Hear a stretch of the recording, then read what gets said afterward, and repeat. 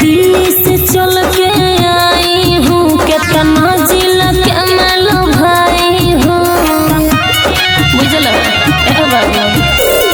दिल्ली से चल के आई हूँ केतना जिला के मेलो भाई हूँ। देखो बोझे बाबू तोहर मिजाज गड़बड़ाए लागी। सुनो हमरा जिला के जे लाग जाई मोहर अरे जाहो सोहर गवाए लागी।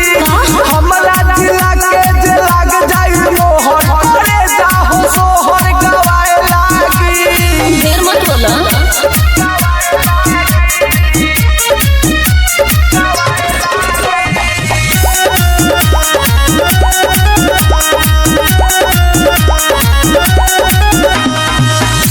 तोहरा नियन लइका पीछे हमरा रहेला।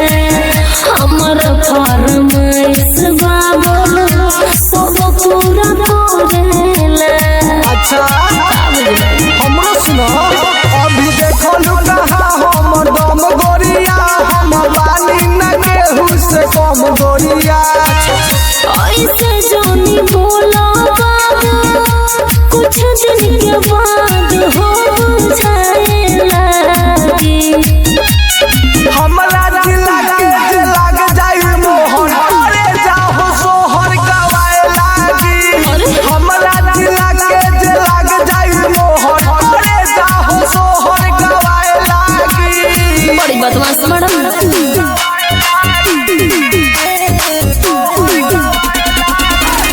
Perfect recording studio Motihari.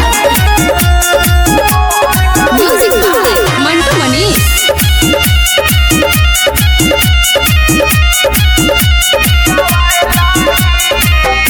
सालो भोजपुरिया है बड़ा तू बिहार हो।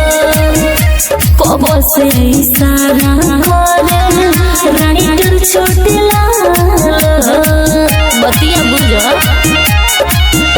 अभी देखलू कहाँ हमर दम गोरिया हम बानी न केहू से कम गोरिया।